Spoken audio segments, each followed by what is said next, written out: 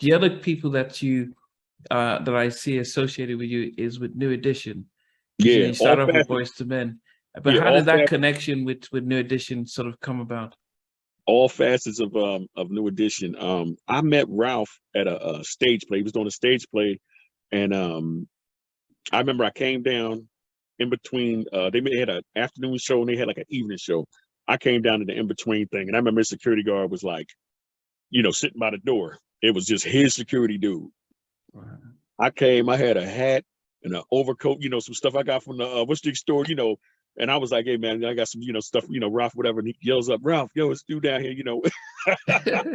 But that was the first time I met Ralph.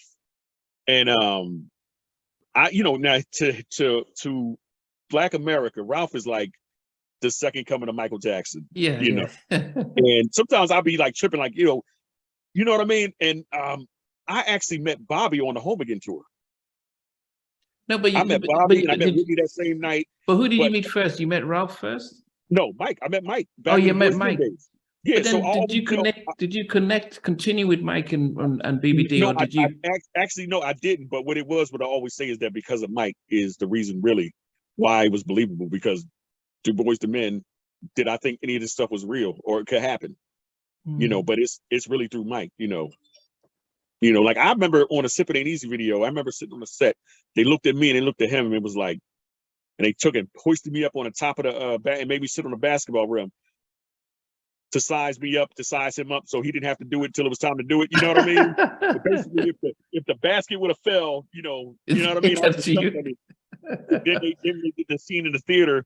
They had me sitting in this spot, and doing everything, like I was just sitting as double and stuff like that. But okay, I was always laughing at that, but I always tell Mike, every chance I get, like, you do it. If it wasn't for you, like, you don't know, like, you open up a doorway for one person, but that led a lot of people in. That started a lot of extra careers. Like I always do the breakdown. Like I say, if you take Michael Jackson out of the industry, if he never happens, look at what happens. Look at all the people that don't happen. Yeah. Off of his wave, off of what he did and what Jackson 5 put down, look at all the opportunities that happen for other groups and other people. And then look at, if you take New Edition away, then you start looking at the breakdown of all the groups that don't happen, know. But so I met Mike, Ronnie, then Bobby on the Home Again tour. I remember Ralph just getting mobbed out of there. I mean, they were like pulling at it. It was like, they carried him out, like, and he was just, and they was just tearing at him. It was like, I was like, holy, it was. But insane. on the Home Again tour, was he the big? Who's the big? I mean, because I remember when they came to Milwaukee, and I was in college in Milwaukee. So when it was Keith Sweat, 702 Blackstreet. So, look, 702 was out there. They were still turning over the chairs. They were out there so early. That I remember they performed, and I thought it was a sound check. Yeah.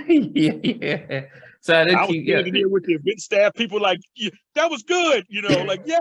Yeah. So they were the opening guy. I always just they were the opening act. Yeah, they was the opening act at the concession stand. Like, no, shout out to 702.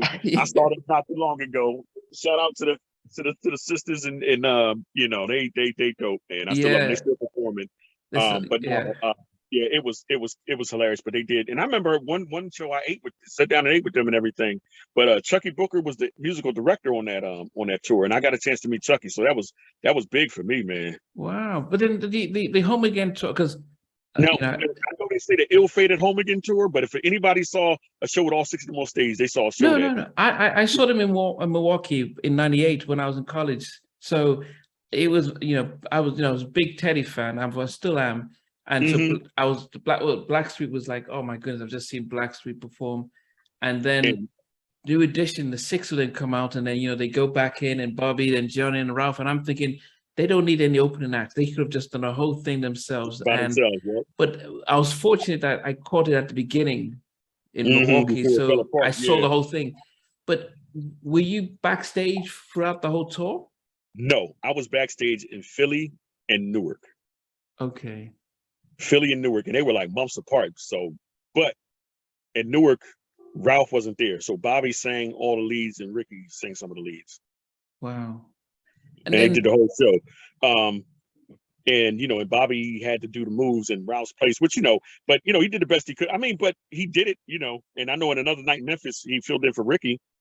And like I said, he did it. Like I said, as a fan, you hate to know what happened. Like, I didn't want to know. I was like, just want to close my ears like a little kid. Like, I didn't want to hear it. Like, no, stop it. Don't say that. It was like when you heard about all this stuff afterwards, it was kind of finding out like Santa Claus wasn't real. Wow.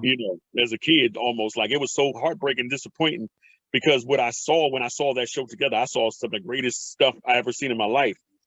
And, then to find out what happened, I was just like, oh, damn.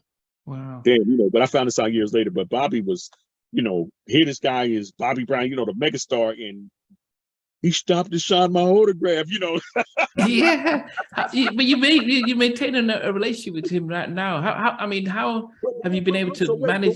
So listen, I'm thinking about all the bad things they were saying about this guy, and I'm like, but he stopped and signed my, and then look, I see him in Newark, and I see him with Whitney. They're getting into a Bentley Azure, but they was just so cool, and I'm just like, wait, how could they say this stuff about this guy? Yeah. I just couldn't believe it. I mean, I was just dumbfounded. Like, I think that anybody that really knows and be like, who makes this stuff up, or who says this or whatever. Now I'm quite sure, during that time before I really knew him, that he wasn't a saint or whatever. But damn, people love this dude, and but like I said, but the powers that be just tried to put this cloud over top of him. But I'm trying to think of when I reconnected with Bobby.